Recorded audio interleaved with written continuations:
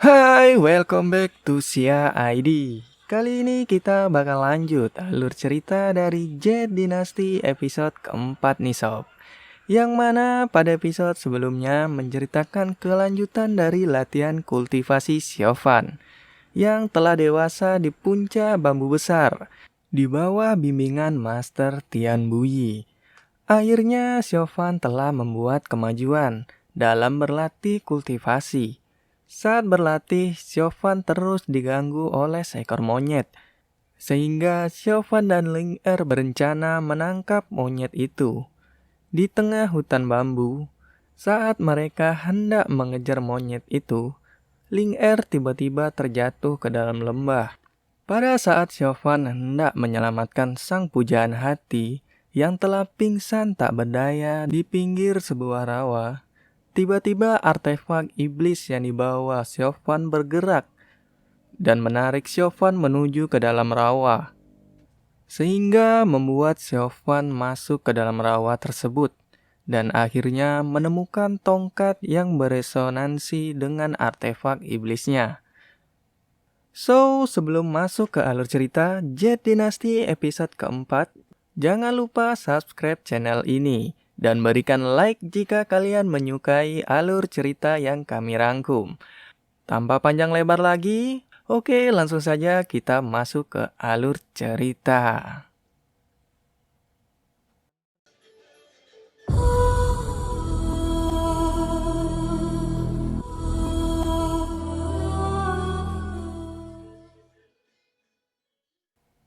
Pada saat Jovan tenggelam ke dalam rawa dan melihat sosok misterius, ternyata sosok itu merupakan ibu dari Ling Er yang telah menyelamatkannya dan membawa Jovan berserta Ling Er kembali ke puncak bambu besar.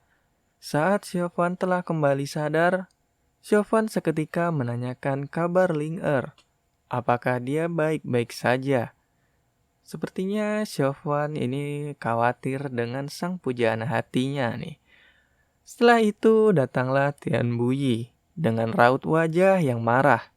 Ia berkata monster seperti apa yang dapat mempermalukan kalian. Kemudian Jovan menjawab bahwa monyet liar itu sering mengganggu mereka saat makan. Mengetahui hal itu, Tian Buyi lagi-lagi memarahi Jovan karena mereka tidak berlatih dan memalukan karena telah kalah dari seekor monyet. Lalu Jovan kembali beristirahat karena telah kehilangan banyak darah. Mungkin karena kejadian sebelumnya ya.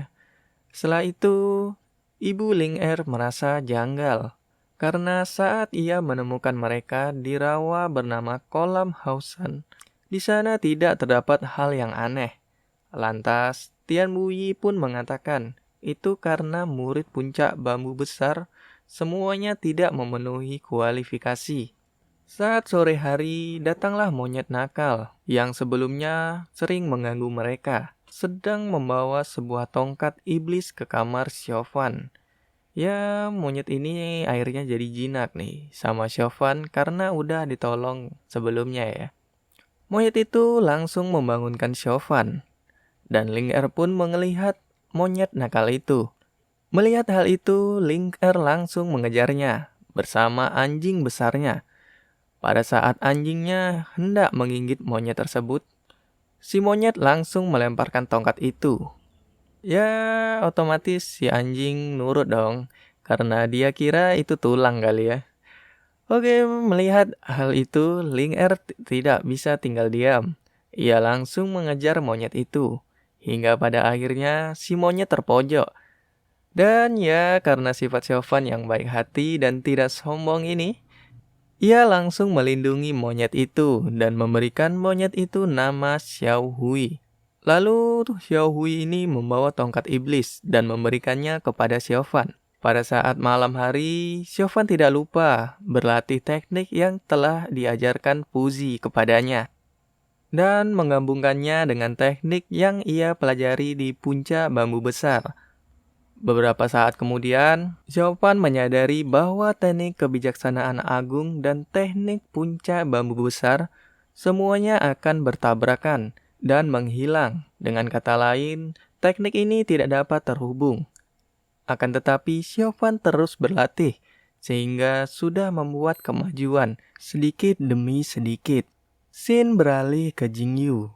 Di pembuktian yang diselimuti awan dan langit yang cerah, Jingyu sedang berlatih ilmu pedangnya bersama dengan Master Puncak Naga. Karena ia merupakan murid langsung dari sang master memberikan beberapa saran dan teknik latihan kepada Jingyu dalam berkultivasi. Jingyu dapat dengan mudah mengikuti latihan yang telah diberikan. Melihat hal itu, Jingyu disuruh untuk mengetes pedang naga. Apakah ia layak memilikinya? Ya, karena si Jingyu ini merupakan anak yang jenius dan memiliki bakat, ia pastinya dapat menguasai teknik pedang naga. Lagi-lagi, melihat hal itu, Master Puncak Naga ingin memberikan teknik pedang tertinggi dari Sekte King Yun kepada Jingyu yang bernama teknik gunyut surgawi.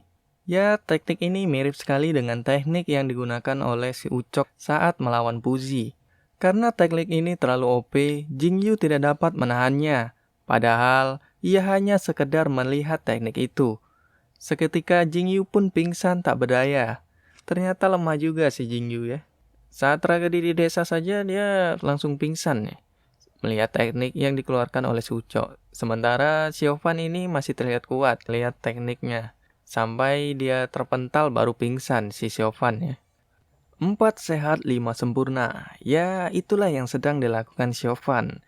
Yang mana ia lagi memasak dan ditemani oleh anjing yang segede manusia beserta monyet yang telah jinak mengikuti Xiaofan. Ini sepertinya Xiaofan udah jadi Cloud aja nih. Udah dapat sahabat monyet. Lalu Xiaofan mengeluarkan sepucuk bambu, yang mana bambu ini sebenarnya ingin ia berikan kepada Ling Er, karena Ling Er berulang tahun. Akan tetapi karena Xiaofan yang masih bocah polos ya dia pastinya malu untuk memberikan hadiah itu kepada si Ling Er ini ya. Namun ketika Xiaofan sedang memikirkan bagaimana cara untuk memberikan hadiah tersebut kepada Ling Er tiba-tiba menghampiri Xiaofan dan menanyakan apa yang sedang ia masak. Lalu Xiaofan langsung kaget nih, menyembunyikan bambu yang ingin ia berikan. Akan tetapi si Ling Er ini bersikap bodoh amat ya. Dia langsung melihat masakannya Xiaofan. Dan Xiaofan pun langsung menjelaskan menu yang ia masak kali ini. Ternyata si Ling Er ini ngeh nih dengan bambu yang disembunyikan oleh Xiaofan. Alhasil si Ling Er ini penasaran juga dengan benda yang disembunyikan oleh Xiaofan. Telah kejar-kejaran dan akhirnya, waduh, padahalan dikit lagi tuh. Ya, mereka terlihat malu-malu nih. Lalu Ling Er berhasil merebut bambu itu, yang ternyata bambu itu merupakan sebuah seruling.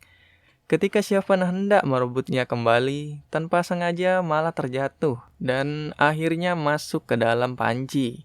Dan tiba-tiba datanglah senior pertama yang memberitahu mereka bahwa ada tamu yang berasal dari Puncak Naga. Mendengar kata Puncak Naga, Xiaofan langsung excited karena udah lama nih nggak ketemu sama teman masa kecilnya nih, si Jingyu ya. Di aula Tian Buyi dan istrinya serta para senior dan juga tamunya telah berkumpul. Dan ya ternyata Jingyu juga ikut nih ke puncak bambu besar. Ternyata maksud kedatangan mereka ke puncak bambu besar adalah untuk menyampaikan pemberitahuan mengenai perubahan aturan dalam pertemuan 7 divisi. Yang mana pada kompetisi sebelumnya, masing-masing divisi hanya dapat mengirimkan 4 orang saja. Sedangkan aturan baru ini, masing-masing divisi dapat mengirim 9 anggotanya. Hal ini bertujuan agar murid-murid lainnya dapat lebih berkembang dalam berkultivasi. Saat senior Puncak Naga masih berdiskusi dengan Tian Buyi, tiba-tiba Xiaofan si anak yang baik ini memotong pembicaraan dan langsung menyamperin si Jingyu. Lalu Xiaofan langsung memperkenalkan Jingyu kepada Ling Er bahwa Jingyu merupakan teman masa kecilnya. Ya, ternyata si Ling Er ini cuek aja nih. Malahan ketika senior Puncak Naga menyapa Ling Er dan memujinya, Si Ling Er langsung salting nih dengan senior tersebut. Alhasil, si Xiaofan terlihat heran dengan tingkah Ling Er yang tiba-tiba tidak seperti biasanya. Di sini Jing Yu mengajak Xiaofan untuk jalan-jalan, dan Xiaofan pun juga mengajak Ling Er. Akan tetapi, Ling Er langsung menolak ajakannya dan mengatakan bahwa ia nanti akan menyusul. Sepertinya Ling Er ini tertarik dengan senior puncak naga ini nih sob. Waduh, padahal baru aja mesra-mesra udah di NTR nih si Xiaofan. Setelah Xiaofan mengobrol bersama Jing Yu, lalu Jing Yu mengajak Xiaofan untuk bertanding pedang seperti saat mereka kecil dulu. Xiaofan terlihat semangat dan menerima ajakan Jing Yu. Meski Xiaofan telah menunjukkan kemampuan berpedangnya, ternyata Xiaofan masih belum dapat mengalahkan Jing Yu, dan Xiaofan pun terjatuh. Namun hal itu terlihat oleh Ling Er. Di sini Ling Er mengira bahwa Jing Yu ingin menyakiti Xiaofan. Tanpa pikir panjang, ia langsung marah kepada Jing Yu. Ling Er langsung menyerang Jing Yu dan mereka pun saling bertukar pukulan. Pada saat Jing Yu terpojok oleh serangan Ling Er, Jing Yu pun mengeluarkan jurus pedang tebasan pembunuh ilahinya. Dan tiba-tiba cerita pun berakhir di sini nih sob. Oke, itu tadi cerita dari Donghua Jet Dynasty episode keempat kali ini nih sob. Gimana nih menurut kalian nih sob? Bagaimana kisah kelanjutan Xiaofan dalam menjalin hubungan asmara bersama Ling Er? Apakah Xiaofan akan ter-NTR oleh Ling Er? Kita lihat saja di episode berikutnya. Sampai ketemu lagi di episode selanjutnya. Salam Sia ID. I should fuck her